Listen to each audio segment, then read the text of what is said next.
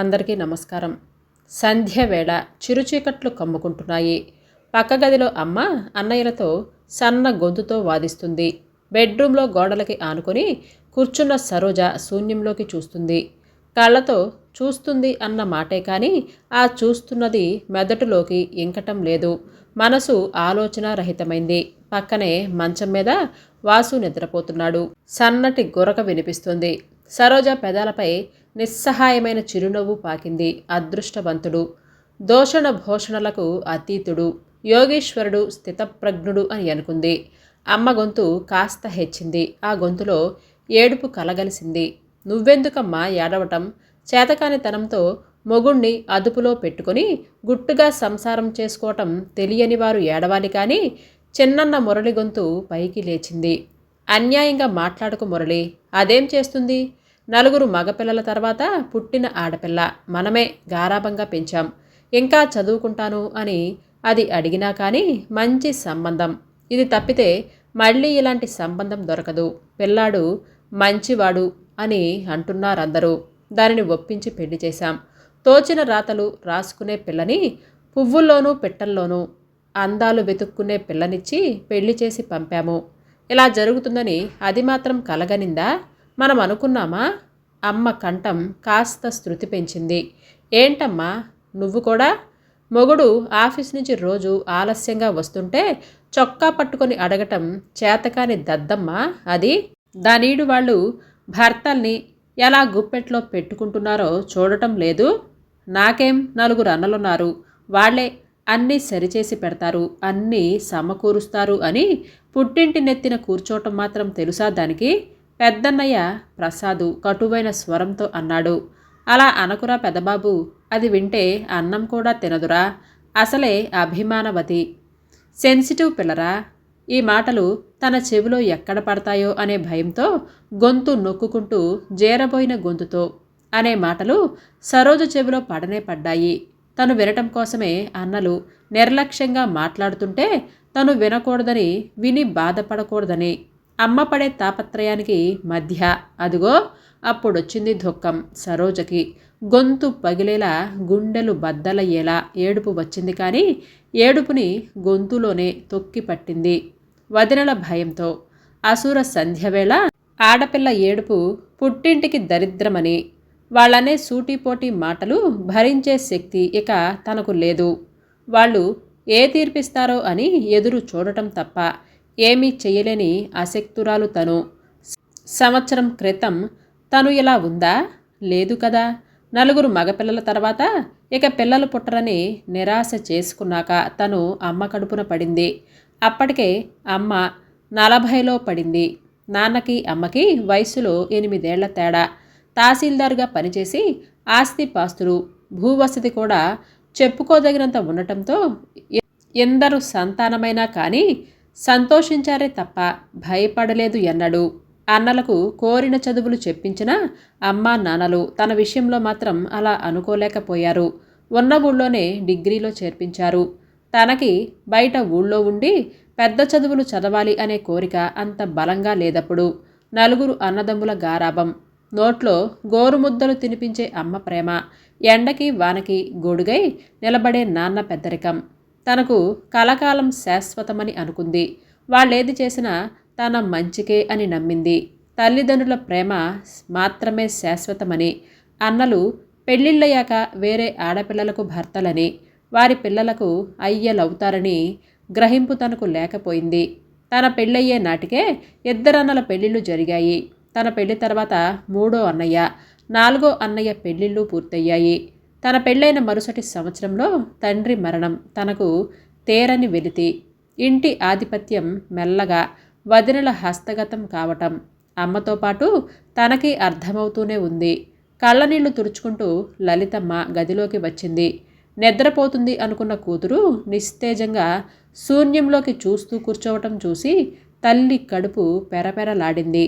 పేగు చిత్రంగా కదిలింది. సరోజ పక్కనే కూర్చుని భుజాలు పట్టుకుని ఆమెను తన వైపుకు తిప్పుకుంటూ అన్నయ్యలు ఒప్పుకున్నారు తల్లి. సరోజ పరాయిదా? మా సొంత చెల్లెలు. ఇబ్బందిలో మేము కాక ఎవరు నిలబడతారు అని అన్నారమ్మా. నువ్వెళ్ళి చెల్లికి ధైర్యం చెప్పమ్మా అని అన్నారు. ఇదిగో బలవంతంగా పంపారిక్కడికి. సందడి సంతోషం అభినయిస్తూ తల్లి తను చిన్నబుచ్చుకోకూడదు అనే చేసే ప్రయత్నం చూస్తుంటే అదుగో అప్పుడొచ్చిందేడుపు సరోజకి. గోదావరి గట్టు తెంచుకొని ఓళ్ల మీద పడ్డట్లు తల్లిని చుట్టుకొని బోరుమంది. వదినలు కూడా చిరాకు వ్యక్తం చేయకుండా చూస్తూ ఊరుకున్నారు. వారం రోజుల తర్వాత అన్నలు బాకీదారులతో మాట్లాడి సగం ఇవ్వగలమని కొందరిని, వడ్డీ వదిలేసి అసలుతో సరిపెట్టుకోమని కొందరిని, మీరు ఒత్తిడి చేస్తే భార్య భర్త ఇద్దరూ ఆత్మహత్య చేసుకుంటారు, అప్పుడు మొదటికే మోసం వస్తుంది కాబట్టి ఇచ్చినంత పుచ్చుకోమని కొందరిని ఒప్పించి అందరికీ తలా కాస్త డబ్బిచ్చి సెటిల్ చేశారు. దాని బదులుగా పెళ్ళప్పుడు స్త్రీధనంగా ఇచ్చిన 2 ఎకరాల సుక్షేత్రం మీద హక్కులు వదులుకోవాలి అని వారి డిమాండ్కి తల వగ్గింది సరోజ. వాసుదేవరావు సరోజ భర్త. మంచివాడో చేతకానివాడో అంతూ పట్టదు.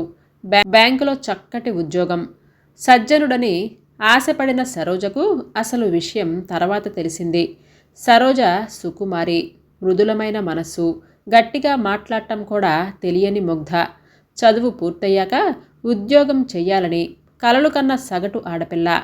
మనసుకు నచ్చిన దాని మీద కవితో కథానికో రాయటం, పత్రికలకు పంపటం, అవి అచ్చులో కనిపించినప్పుడు సంతోషంతో లేగదూడల చంగనాలు పట్టటం. సరోజ డిగ్రీ ఫైనల్ ఇయర్లో ఉండగా వాసు సంబంధం వచ్చింది. కుటుంబ నేపథ్యం మంచిది. మనిషి ఎటువంటి చెడు అలవాట్లు లేని మంచివాడు అని అన్నారు అందరూ. మగపెళ్లివారు కోరిన కోరికలన్నీ తీర్చి వైభవంగా పెళ్లి చేశాడు తండ్రి. కొత్తగా హైదరాబాదులో కాపురం పెట్టించారు. తల్లొచ్చి నెల రోజులు ఉండి వంటలో ప్రాథమిక సూత్రాలు నేర్పింది. ఇద్దరు మనుషులకి ఏ సరుకు ఎంతెంత కావాలో తెలియచెప్పి వెళ్ళింది. వెళ్లే ముందు పసిపిల్లలాగా తల్లిని హత్తుకుంది సరోజ. మనసంతా ఖాళీ అయిన భావన. తల్లి వెళ్ళాక సరోజతో చనువుగా ఉండేవాడు వాసు. ఆమెను హుషారుగా సినిమాలకి షికార్లకి తిప్పాడు.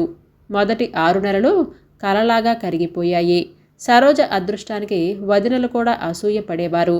నీకేం సరోజ, అందరికీ వాసులాంటి భర్తలు దొరకొద్దు అనే వదినల మాటలకు సరోజ మనసులోనే గర్వంగా నవ్వుకునేది. మొదటి పెళ్లి రోజు గడిచింది. దివ్య కడుపున పడింది. అసలే సుకుమారి, ఆ పైన రక్తహీనత. వేవిళ్లతో బాధపడుతున్న సరోజని తల్లిదండ్రులు 5వ నెలలోనే పుట్టింటికి తీసుకెళ్లారు. పండులాంటి దివ్య పుట్టింది. సరోజ మనసు సంతోషంతో సునామీలా ఉప్పొంగింది. ఇది తనది, తనకే సొంతం అనే భావనతో ఆమె హృదయం పరవళ్లు తొక్కింది. దివ్యకు 5 నెలలు వచ్చాక సకల లాంఛనాలతో కాపురానికొచ్చింది సరోజ. పసిపిల్ల ఆలనా పాలనలో మునిగిన సరోజకు వాసులో వచ్చిన స్పష్టమైన మార్పును వెంటనే పసిగట్టలేకపోయింది. అన్య మనస్కంగా ఉంటాడు. ఇష్టమైన వంటలు చేసినా ధ్యాస అటు ఉంచడు.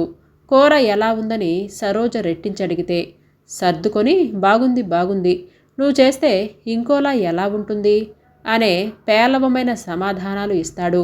మరో ముఖ్యమైన మార్పు, ఎవరెవరో కొత్త వ్యక్తులు ఇంటికి వేళాపాళా లేకుండా రావటం. రాత్రి 11 గంటల వేళ వాళ్ళు తన ఇంటికి వచ్చినా వాసు విసుక్కోకుండా చేతికి దొరికిన షర్ట్ ఒంటికి తగిలించుకొని వాళ్లతో బయటికి వెళ్ళటం. సరోజకు ఆందోళనగా అనిపించింది.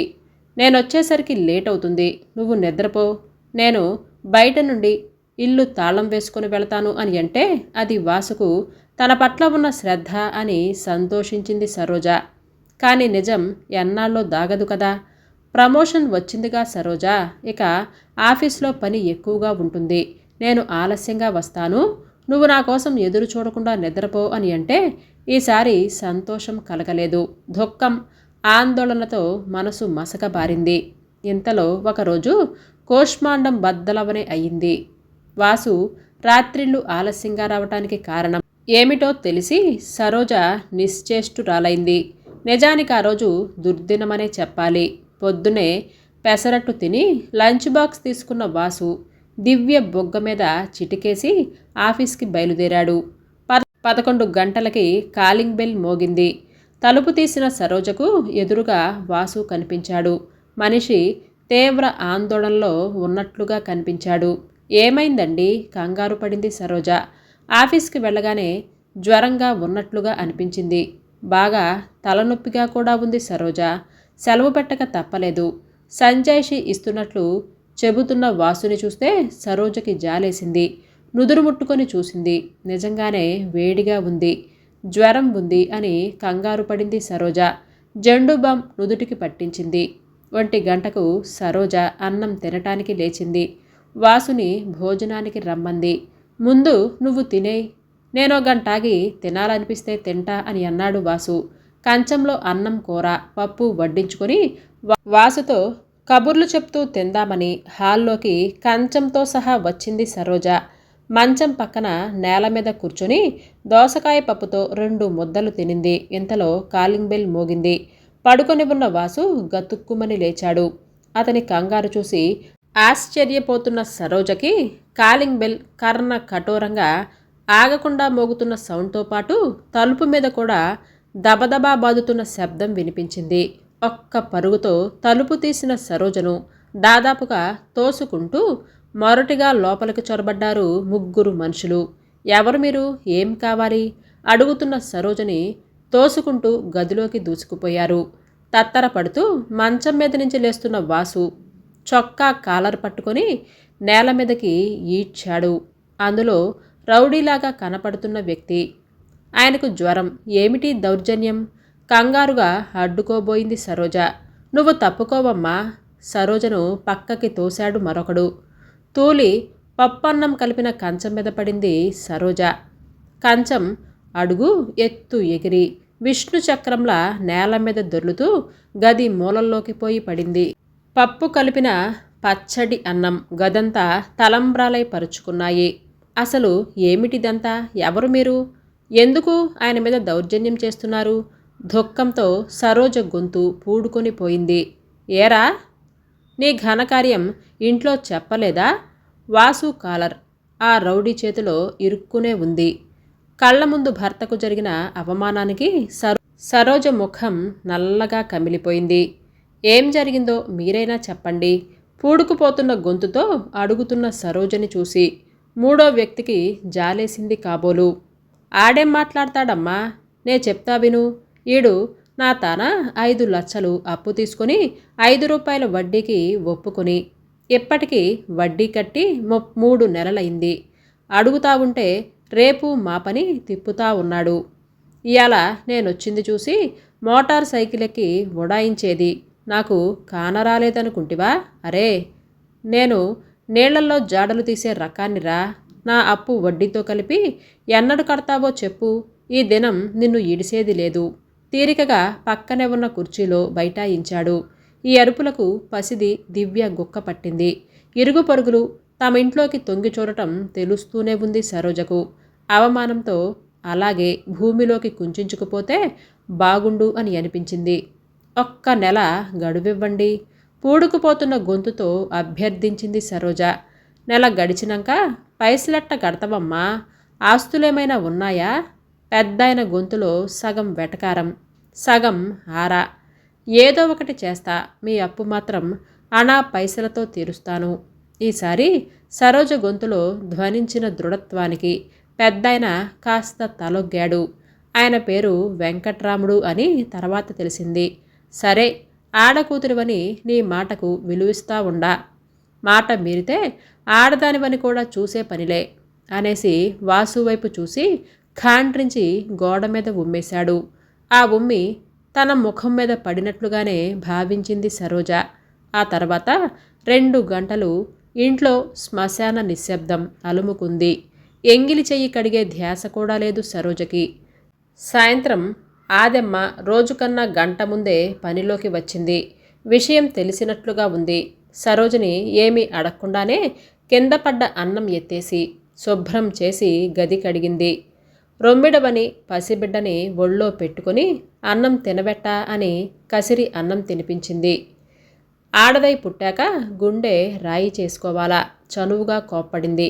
మర్నాడు మధ్యాహ్నం అన్నం ముందు కూర్చున్న సరోజ అన్నం కలిపిందో లేదో మళ్ళీ కాలింగ్ బెల్.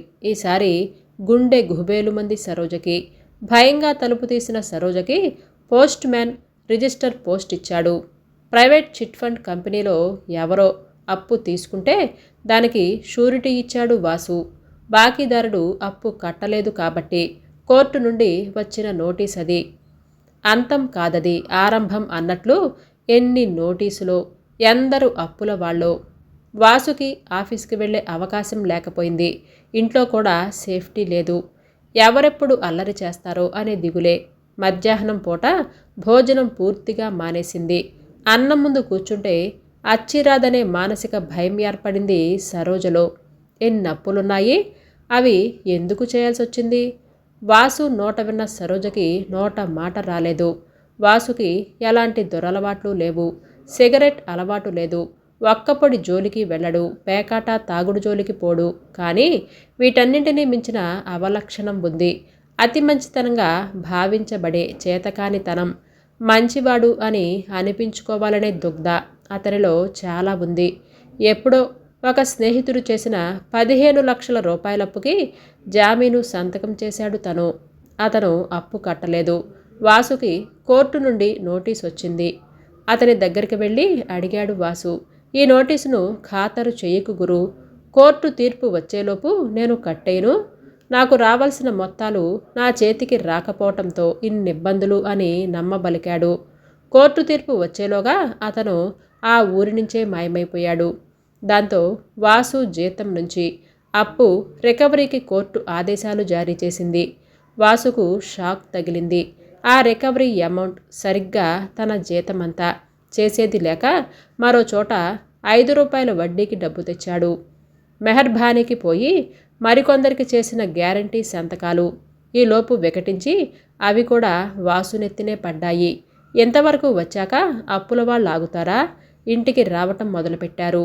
అందులోని బాధలు భయాలు వాసుకి తెలిసొచ్చాయి. పులి మీద పుట్రలా ఎవరో ఇచ్చిన ఫిర్యాదు వల్ల వాసు ఉద్యోగంలో నుంచి సస్పెండ్ అయ్యాడు. ఇదంతా విని నిర్ఘాంతపోయింది సరోజ. నా బంగారం 100 కాసులుంది కదా, అది అమ్మేద్దాం. ఈ వెంకట్రాముడి అప్పు తీర్చేద్దాం.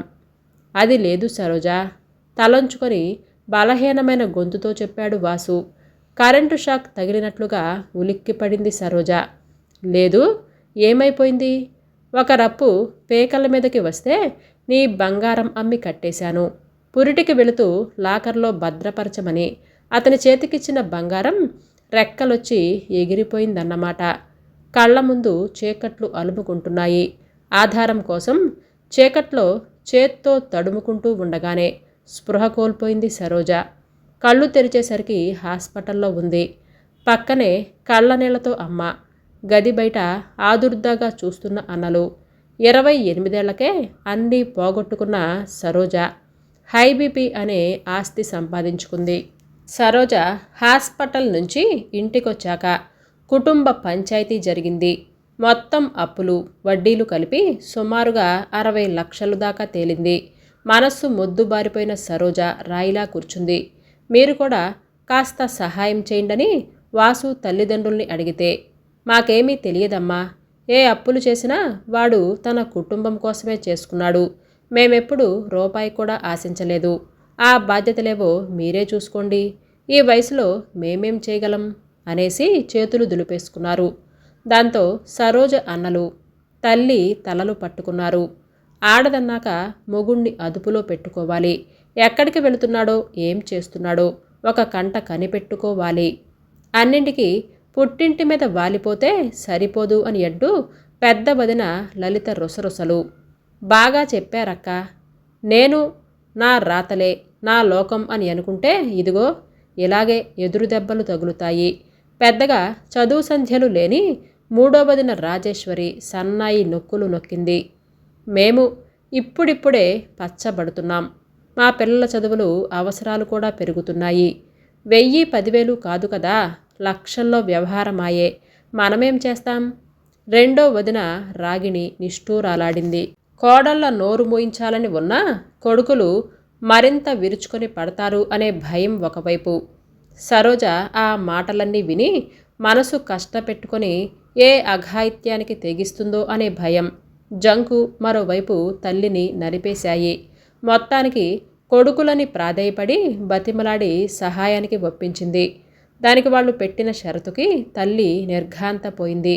సరోజ తనకిచ్చిన పొలం మీద అధికారాలు వదులుకుంటే తామిలాగే కింద మీద పడి ఈ సమస్యను సర్దుబాటు చేయటానికి సిద్ధం. లేదంటే సరోజే దానిని అమ్ముకొని తన అవసరాలు తీర్చుకోవచ్చు. తమ సహకారం ఉండదు. వాదించబోయిన తల్లిని వారించి పొలం వదిలేసుకుంది సరోజ. ఇప్పటికిప్పుడు తను దానిని బేరం పెట్టి డబ్బు తీసుకురాలేదు. అన్నలు బేరాలు పడినిస్తారో లేదో అనే శంక. ఈ సమస్యలు తీరిపోతే వాసు మళ్ళీ ఉద్యోగంలో జాయిన్ అవుతాడు. తమ సమస్యలు ఒక కొలిక్కి వస్తాయి. అన్నింటికంటే అతి ముఖ్యమైనది, తన అన్నల ముందు ఇలా చేతులు చాపి నిలబడక్కరలేదు. పొలం మీద అధికారం వదులుకునేందుకు సరోజ అంగీకరించాక అన్నలు రంగంలోకి దిగారు. అప్పుల వాళ్ళందరినీ సమావేశపరిచారు. మాట్లాడవలసినట్లుగా మాట్లాడి వడ్డీలు తగ్గించేటట్లుగా వాళ్ళని ఒప్పించారు. నెల రోజుల్లోపు అన్నీ సెటిల్ చేశారు. వాసు ఆ తర్వాత 6 నెలలకి చిన్నపాటి పనిష్మెంట్తో తిరిగి ఉద్యోగంలో చేరాడు. సరోజ ఈసారి మెత్తగా ఉండటం లేదు. జీతం రాగానే ఖచ్చితంగా అడిగి తీసుకుంటుంది. తమ ఏరియాలో కొత్తగా పెట్టిన షాపింగ్ మాల్లో ఆదెమ్మ కూతురు సేల్స్ గర్ల్, అక్కడ కంప్యూటర్ ఆపరేటర్ ఉద్యోగం ఉందనే వార్త మోసుకొచ్చింది ఆదెమ్మ. ఆమె సహాయంతో ఆ ఉద్యోగం సంపాదించింది సరోజ. వాసుకి ఇష్టం లేకపోయినా నోరెత్తలేకపోయాడు. ఈ అప్పులన్నీ తీరినా వాసు తిరిగి ఉద్యోగంలోనికి చేరటానికి 6 నెలలు పట్టింది. ఈ 6 నెలలు సరోజ జీతం, వాసుకు వచ్చే కొద్దిపాటి జీతమే ఇంటికి ఆధారమయ్యాయి. ఈ మధ్యలో దివ్య మొదటి పుట్టినరోజు వచ్చింది. చూస్తూ నిస్సహాయంగా ఉండిపోలేక 500 పెట్టి ఫ్రాక్ కొంది సరోజ. పిల్లకి కాస్త పాయసం చేసి పెట్టింది. పెద్దన్నయ్య కూతురు పెద్ద మనిషి అయిందని కబురు వచ్చింది. వెళ్ళటానికి మనస్కరించలేదు. అయినా తన విధిగా భావించి వెళ్ళింది. భోజనాలయ్యాక ఆడవాళ్లంతా సాయంత్రం ఫంక్షన్కి పిల్లను రెడీ చేస్తూ సందడి చేస్తున్నారు. ఆ సందడిలో పాలు పంచుకోమని సరోజను ఎవరూ పిలవలేదు. ఇన్నేళ్లు తను స్వతంత్రంగా మెసిలిన తన పుట్టిల్లే తనకి రోజు పరాయి ఇల్లుగా కనపడటాన్ని విస్తుబోయి చూస్తుంది సరోజ.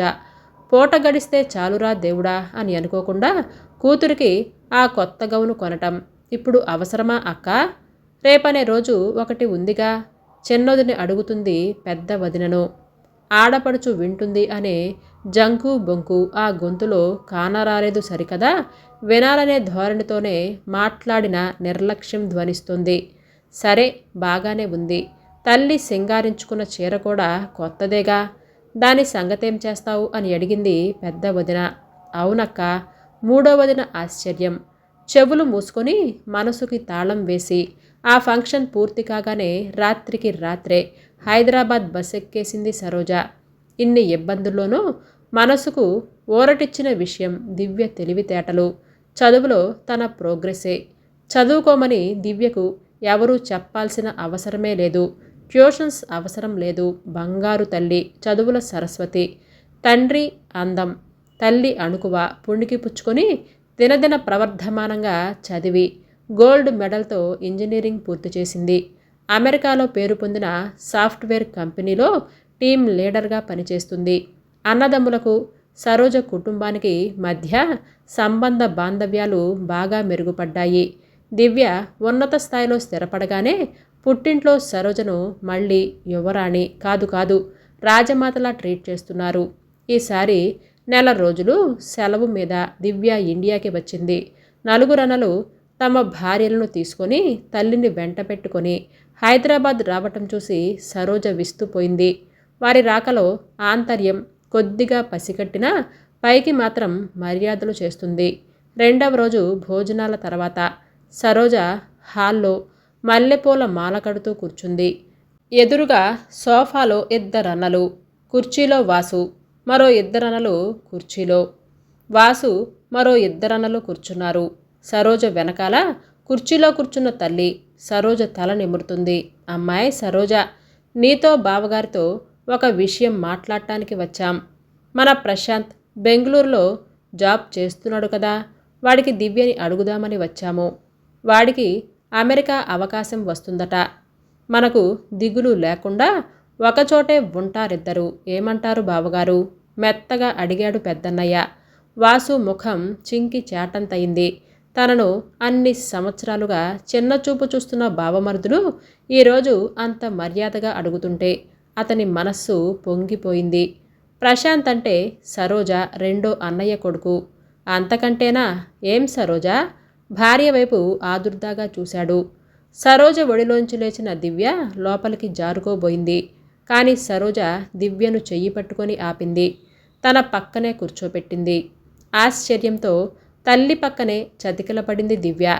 దివ్య, మావయ్య చెప్పింది విన్నావుగా? నీ మనసులో ఎవరైనా ఉన్నారా? నిర్భయంగా చెప్పు, సూటిగా అడిగింది సరోజ. లేరమ్మా. అలాంటిదేమైనా ఉంటే నీ దగ్గర దాచిపెట్టను. దివ్య అంతకంటే సూటిగా చెప్పింది. ముఖం వికసింప చేసుకున్న చిన్నన్నయ్య ఏదో అనబోయాడు. చెయ్యి చాపి అతన్ని ఆగమని సైగ చేసింది సరోజ. సరే, మన ప్రశాంత్ పట్ల నీకేమన్నా అలాంటి ఫీలింగ్ ఉందా? మళ్ళీ సూటి ప్రశ్న. ఖచ్చితంగా లేదు. అంటే? సూటిగా దివ్య నుండి బుల్లెట్ లాగా దూసుకొచ్చింది జవాబు. నీ పెళ్లి నిర్ణయం ఇంకా నువ్వు తీసుకోలేదు అన్నమాట. అయితే ఆ బాధ్యత తల్లిదండ్రులుగా మేము తీసుకోవచ్చు కదా? అంటే నీకు తగిన సంబంధం చూసి అది నీకు కూడా నచ్చితేనే మేము దాన్ని ఖాయం చేస్తాం. ఇది నీకు సమ్మతమేనా? మరోసారి సూటిగా ప్రశ్నించింది సరోజ. తప్పకుండా నాకు సమ్మతమే అమ్మా, దృఢంగా చెప్పింది దివ్య. చేతిలో పూలమాలను పళ్ళెంలో జారవిడుస్తూ ఈ సంబంధం మాకు ఇష్టం లేదన్నయ్య, మెల్లగానే అయినా స్పష్టంగా చెప్పింది సరోజ. చిన్నన్నయ్య నోటి వెంట మాట రాలేదు. పెద్దన్నయ్య ముఖంలో నివ్వెరపాటు. ఇదిలాగే జరుగుతుందని నాకు ముందే తెలుసు అని అన్నట్లు ఓ నిట్టూర్పు విడిచింది సరోజ తల్లి. నువ్వేం మాట్లాడుతున్నావో నీకు అర్థమవుతుందా? ప్రశాంత్ చక్కటి ఉద్యోగం చేస్తున్నాడు, మంచి ప్యాకేజ్. త్వరలో అమెరికా వెళతాడు, అందగాడు. ఇంతకన్నా గొప్పవాడు వస్తాడా నీ కూతురికి? కోపం హేడన మేళవించి అడిగాడు అన్నగారు. నవ్వి ఊరుకుంది సరోజ. చూడమ్మా దీని పొగరు. ఏం బావగారు, మీ సమాధానం కూడా ఇదేనా? ఆ రోజు నడిబజార్లో నిలబడినప్పుడు మేము కోటగోడల కాపాడకపోయి ఉంటే ఈరోజు అడుక్కు తింటూ ఉండేవారు విశ్వాసఘాతకులు. పెద్దన్నయ్య ఆవేశంతో రొప్పుతున్నాడు. వాసు భయపడిపోయాడు. అది కాదు సరోజ. ఎడమ చెయ్యి చాపి భర్తను ఆగమని సైగ చేసింది సరోజ. నివ్వెరపోయి సైలెంట్ అయిపోయాడు వాసు. మెల్లగా తలెత్తింది సరోజ. ఇందుకే, సరిగ్గా ఇందుకే ఈ సంబంధం నా కూతురికి వద్దంటున్నానన్నయ్య. ఎకరం ₹1,00,00,000 విలువ చేసే నా పొలం రాయించుకునే కదా మీరు ఆ రోజు నాకు ఆర్థిక సహాయం చేశారు. అయినా మీరు మేలు చేశారనే నేను ఇన్ని రోజులు భావించాను. నా మనసులో మీకు ఆ గౌరవం ఇచ్చాను. కానీ నా ఆర్థిక పరిస్థితి బాగోలేదని నన్ను చిన్నచూపు చూశారు. ఏ కార్యక్రమంలోనూ నా చెయ్యి తగలనివ్వలేదు. నా దురదృష్టం మీకు కూడా అంటుతుందేమో అని భయపడ్డారు. మీరందరూ ఒక గదిలో సరదాగా కబుర్లు చెప్పుకుంటూ చెలోక్తులు విసురుకుంటూ గడుపుతూ ఉంటే నేను పసిబిడ్డని నా దగ్గర పెట్టుకుని కంటికి కనపడని లక్ష్మణ రేఖను గీసుకొని అది దాటకుండా దూరంగా నిలబడ్డాను. పసిదైన దివ్య మీ పిల్లలతో ఆడుకోవటానికి సరదా పడుతుంటే కథలు కబుర్లతో దాని మనసు మళ్లించేదాన్ని. దానికి కొత్త గౌను కొన్నా, నేనొక కాటన్ చీర కట్టుకున్నా సరోజకి డబ్బు విలువ తెలియదు అనే మీ విమర్శలు నిన్న మొన్నటి వరకు ఎదుర్కొంటూనే వచ్చాను. మొగుణ్ణి అదుపులో పెట్టుకోలేనిది, చేతకానిది, ఆర్థిక ప్రణాళికలు తెలియనిది అనే బిరుదులిచ్చినా నేను పట్టించుకోలేదు. కానీ పసిబిడ్డ, మీ మేనకోడలు దివ్య ఏం చేసిందన్నయ్య? దానికి కూడా మీరు నిర్దాక్షిణ్యంగా దూరం పెట్టారు కదా. ఇప్పటి నా పాత్రని మళ్ళీ నా కూతురు పోషించడానికి నేను ఒప్పుకోను. రేపు దివ్య ఏ చిన్న ఖర్చు చేసినా మీ అమ్మలాగా డబ్బు దుబారా చేసే మనిషి అని మీ చేత అది అనిపించుకోకూడదనే నా తాపత్రయం. రోషంతో దివ్య కళ్ళు మిలమిలలాడాయి. గతం మరిచిపో తల్లి, భవిష్యత్తు చూడు. మనసుకు బాధ కలిగించిన పాత సంఘటనలు అన్నీ నువ్వింకా మర్చిపోలేదా? వెనక నుంచి తల్లి అనునయంగా చెప్పింది. సరోజ పెదవులపై విషాదకరమైన చిరునవ్వు పాకింది. మరచిపోవటమా? ఎలా అమ్మా? అవమానాల్ని మర్చిపోతే మనకు జరిగిన సన్మానాల్ని కూడా మర్చిపోతాం. చెడుని మర్చిపోతే మంచిని మర్చిపోతాం. ఇవన్నీ మరచిపోకూడని విషయాలు. అయితే ఒక్కటి చేయగలం, క్షమించగలం. కానీ నేను అది చెయ్యలేకపోయానమ్మా. కీడుని మర్చిపోతే జరిగిన మేలు కూడా మర్చిపోతాం. నేను క్షమించినట్లుగా నటించానంతే. నా మనసులో ఏ మాత్రము క్షమించలేదు. మిమ్మల్నే కాదు, నా భర్తని కూడా క్షమించినట్లుగా నటించానంతే. నిజానికి నేనెవరినీ క్షమించలేదు. గదిలో ఏసీ చేసే శబ్దం తప్ప వేరే శబ్దం లేదు. ఈ కథ పేరు నేను క్షమించలేదు. రచించిన వారు దాశరథి పద్మగారు. ఈ కథ మీకు నచ్చిందండి?